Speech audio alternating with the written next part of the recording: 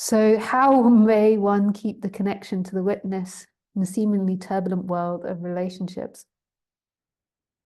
So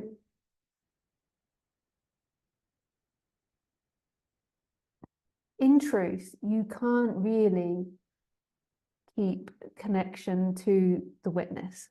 So I say move the personal attention and put it in consciousness. So put it in the big consciousness or put it in the I am.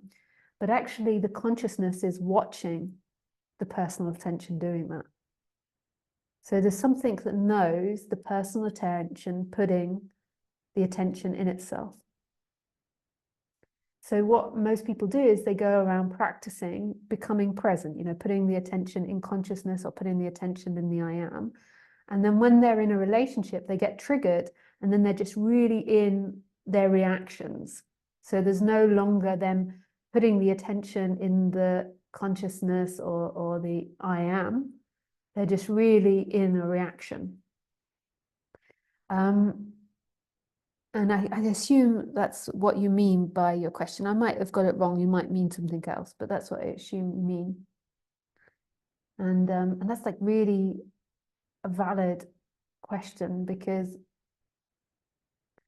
like it's when you're triggered, and it can be triggering without seeking, but there can be triggering with seeking. So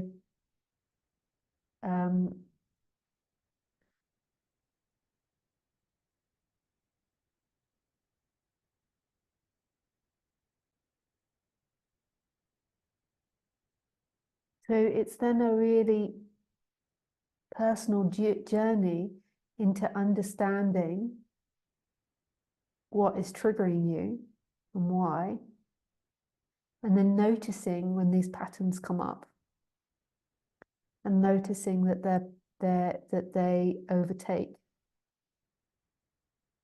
So, and noticing and understanding. So I think Nisargadatta Maharaj would, speak about understanding the habits and the conditions of the body. So relating them maybe to your past or relating them to your feelings as to why you're getting triggered.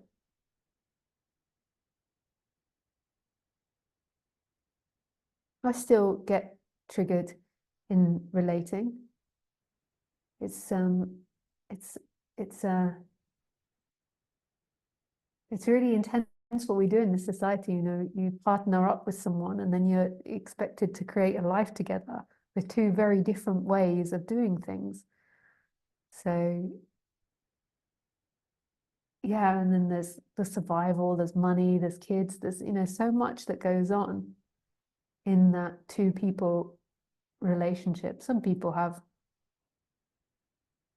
more people in that relationship. Most people, it's just two people in the relationship.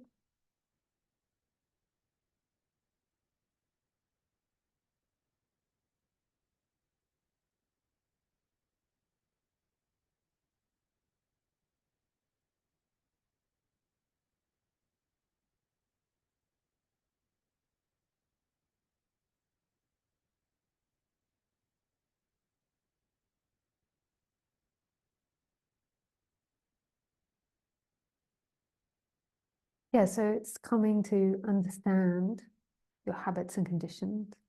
And then another part is noticing that negative emotions can happen, conflict can happen, and there can also be a deep connection to who you are. So when you begin to lose the seeking energy that's trying to be something when you're being triggered, so you're in front of someone and there's no longer trying to be better than, and you're not going into seeking to be a person, there can be triggering and staying very present. And then eventually that presence can be there without any effort anymore, like a deep knowing of who you are, a deep intimacy of who you are. And then there can be triggering of uncomfortable feelings. What happens mostly in our society is that we have uncomfortable feelings, and then we're taught that they're bad, and then all these seeking patterns come around them. So say if you're in relationship with somebody and they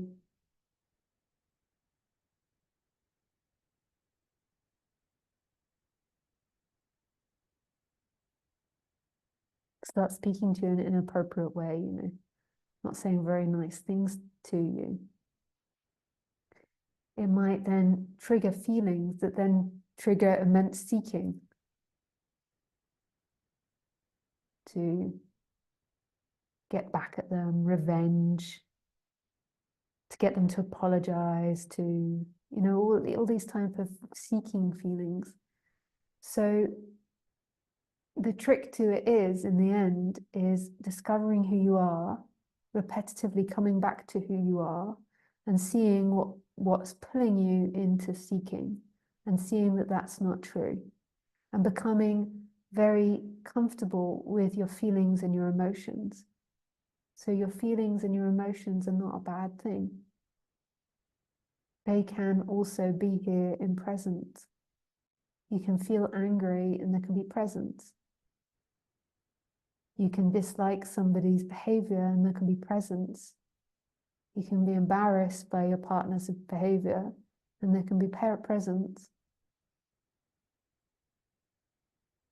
You know, there's not a seeking to uphold your identity. Nothing really matters.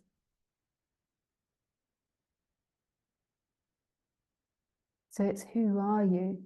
So it's a commitment to who you are. So what is more important to you? Your identity when you have conflict with your partner, how they see you, how you see yourself, or presence.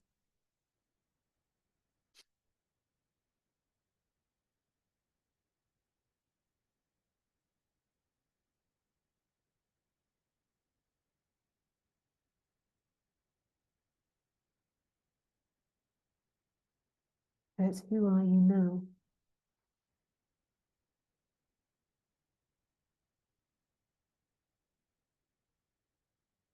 Whatever you're feeling, there can be a knowing of freedom.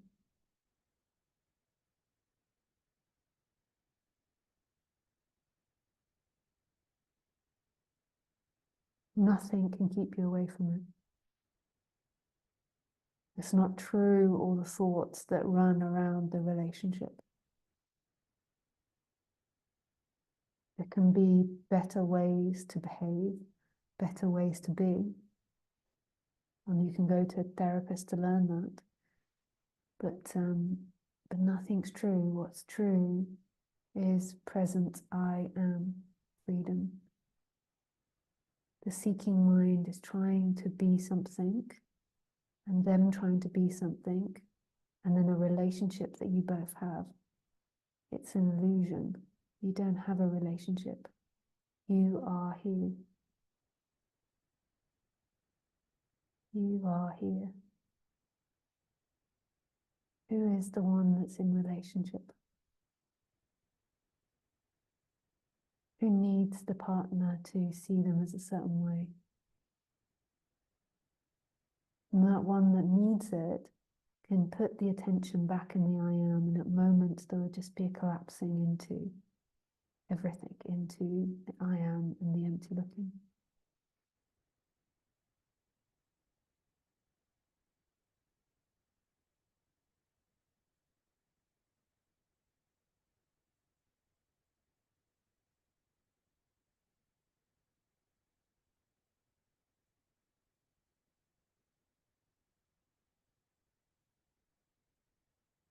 The problems that you believe you're having because of the relationship aren't your true problems. Your true problem is the loss of connection with self. Yes, you can learn how to be a better partner, but that's an endless endeavor. The true freedom is I am.